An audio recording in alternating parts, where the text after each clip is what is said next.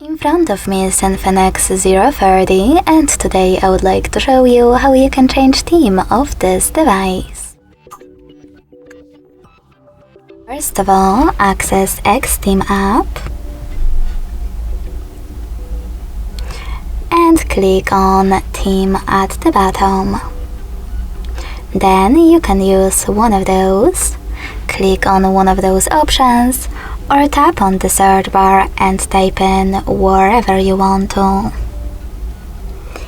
Either way, after picking the best theme for you, just click on it, hit download, and tap on apply.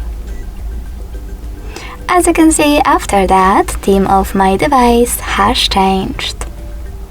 If you want to go back to your default theme, access Devices Settings, scroll down just a bit and tap on Personalization.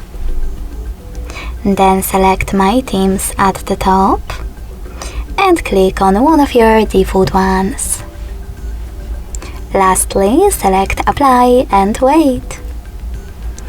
Thanks so much for watching. If you enjoyed this video, don't forget to leave a like, comment and subscribe.